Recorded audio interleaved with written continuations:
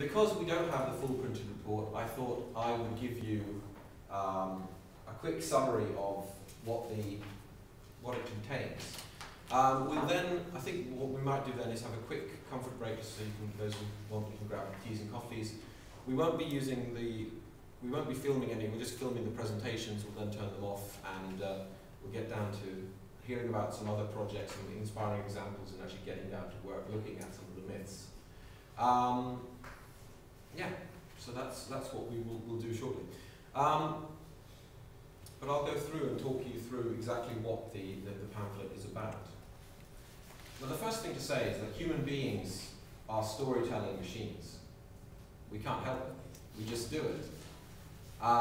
It's a way for us to make sense of an ever-changing world and to really get to grips with the big issues. And in some ways it may seem a bit strange that kind of perceived quite intellectual organizations like Involve and the RSA are using such a frivolous theme for a publication as fairy tales. The kind of broader think tank world tends to be quite serious and solemn about these things. But I think there are three good reasons for why we've chosen to look at fairy tales. The first is that fairy tales provide inspiration. They're very inspiring. Stories inspire. The other reason is that stories can mislead. And the third reason is plain and simple, that stories are fun. So let's look at those in turn, the inspirational bit. Now, stories and myths have always had the power to inspire. They've always had the ability to kind of make us do better, dream bigger, and achieve more in life. And what's more, many of the stories that exist have an element of citizen participation. There's an element of there's often an unsung hero, the unexpected hero, the little person seemingly without power, the third son of the fairy tales, who ends up actually being the person who changes everything. I think the story about the Sword and the Stone and King Arthur is quite a good example of that. The government, the medieval government there, had huge problems. They didn't know how to solve them. They knew that they needed to pull the sword from the stone. They got all their experts in, their knights and their wizards and all the other people. They tried their best, and they failed. And in the end, it was a simple page boy at that time, who later became King Arthur, but at that time he was just a boy, who managed to pull the sword from the stone. And I think one of the key messages for those of us who are interested in public, one of the key stories that we tell those of us who are convinced in public engagement is this, that the problems that we face today, a big part of the solution is actually tapping into the resources and knowledge and skills of people who seemingly don't have expertise, on the surface at least. So there's definitely an element of inspiration, which is this. So one of the things we've done in this pamphlet is find 6 of the most inspiring examples we could find. We've got an example from Croydon, which we'll hear about shortly, which for me at least shows that if you really target your engagement well and get creative, you can do amazing things without a huge budget. We've got an example from Estonia, where they were brave enough to devolve their participation and bring in civil society and let go of control, and as a result they engaged with I think about 5% of the population. 50,000 people got involved in this process, and it's continuing, it's ongoing, and that process has inspired processes in dozens of other countries, which is involving hundreds of thousands of people. So that's an inspiring example. We've got examples from the US where through deliberation they look at the big issues like cutting the deficit, areas where seemingly there's no common ground, there's no ability to overcome conflict, and yet with deliberation, with proper process, it is possible. We've got examples from Geraldton in Australia where they use an incredible mix of methods, and the whole is most definitely much bigger than the sum of the parts, because they look at different engagement techniques and how they build off each other. We've got examples from Oregon where they've actually institutionalized public engagement and deliberation. It's now part of the legal framework. And also a really interesting example from Tuscany, where deliberation, once again, is institutionalized. It's something which there's an independent participation authority which can help run processes. But also importantly, these processes aren't always instigated by government. They can also be instigated by schools, local organizations. And so it marries top-down and bottom-up participation. So stories can inspire. And part of the reason for the pamphlet is to tell inspiring stories. The second reason is that stories can mislead.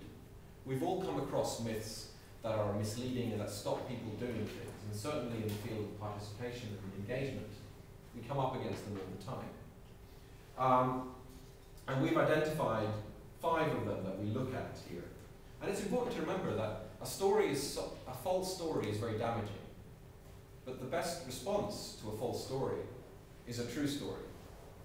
The facts are very important, but facts on their own don't actually, in my opinion, change the discussion, the tone of the debate. You need to take those facts and put them into a narrative structure which is compelling and convincing. So we've looked at 5 negative stories. One is that it's too expensive. You know, it's deficit. We've got deficit. We've got cuts. We need to get over this. The second one is that citizens aren't up to scratch. They don't have the skills, knowledge, ability to do it. The third myth is that engagement is fine, but it only works for the easy issues. It doesn't work for the complex, difficult trade-offs that we've got coming forward. The fourth one is that citizens are actually dangerous. We shouldn't actually let them near decision-making because they're a rowdy mob who will storm the castle gates and burn it down. And finally, that citizens actually don't want to. That the job of government is to get on and do things for people, and they don't bother them with these details. And these are all myths that we've come across, and we've in the pamphlet we go through and talk about the various counter-arguments, the counter-stories that we can tell. Of course, another negative myth I'll just mention in passing is that government has to do it all ourselves. Oftentimes government takes upon itself, I'm going to engage with you, I'm going to do all the hard work, the heavy lifting. And going back to the legend of King Arthur, when Arthur pulled the sword, became king, he didn't go off and do everything himself. He set up the Knights of the Round Table. He actually facilitated the quests and adventures of other people. And in stories, there tend to be 2 types of characters. You've got the hero, who's often brash and quite in your face and overbearing and takes lots of space. And you've got the supporting casts of wizards and fairy godmothers and wise men and women. And actually government often, people who work in government often want to see themselves as the hero. They want to do the heavy lifting. But oftentimes, stepping into a more facilitative role is exactly the right role for government. So, misleading stories need other stories to counter them. And we have tried in this pamphlet to look at what some of those counter stories might be. The third reason, and I think in some ways the most important one, is that stories are fun. And the way that engagement is done, portrayed at local and national level, unfortunately, I think is a bit like boiled spinach. It's good for you, it's healthy, government wants you to do it, but it doesn't exactly inspire people to get out of their seats and do it, unless there's a really pressing need to do it, like they're going to build a highway through my backyard or something like that. So public participation can be fun, it can be creative, as I think Jocelyn's excellent presentation, excellent projects show. There are lots of opportunities to be much more creative, much more fun and engaging around participation. But unfortunately that's often not the case. And in the spirit of fun, I produced a few facilitation fables in the weeks leading up to this launch. And I looked at old fables and myths and said, well, what would have happened if we'd had public engagement in this scenario? One of the examples is the one called the Mice in Council, which is where the mice get together and they're talking about the cat. How do they deal with the cat? And one mouse comes up with a great suggestion. How about we put a bell on the cat and then we'll hear when the cat comes and we can get away from it.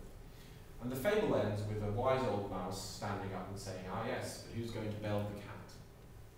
And then the mice sort of slink off dejected and no one can think to solve the problem. And we've all come across that kind of old mouse in meetings, someone who says we can't do that because of health and safety, or we can't do that because of data protection, or we can't do that because there's no money. And so I kind of continued the thought experiment and said, well, what if the mice had organised an open space conference? What if the mice had organised a challenge prize? What if the mice had done a brainstorming session? What if they'd used some of the tools of creativity, done some forum theatre or something, to actually get the people thinking creatively joined up and working together? And maybe they'd figure out, why do we need a bell? Why don't we just GPS tag the cat? Or do something similar. We'll track it on our iPhones. So that's bringing a little bit of fun into engagement, a field which sometimes, Not all, there's lots of really fun engagement happening, but some areas it certainly needs it. So we could all do with a bit more fun in engagement. So the three key problems with engagement today. One is that the majority of engagement is going down the same old tracks. It's not very inspiring, it's not very new, it's not very original. And the pamphlet hopefully provides some new examples.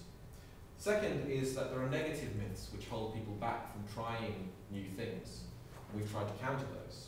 And thirdly, we often use a very solemn approach to engagement, which again, we're trying to counter here. So we hope to address those challenges through this pamphlet, and through so we hope to inspire you to do new things, to think, to tell different stories, and to approach engagement with a storyteller's mind. Because after all, we are all storytelling machines. We can't help it. And it's time to pull that sword from the stone. So, thank you very much for listening to me. We're going to move over to the next step where we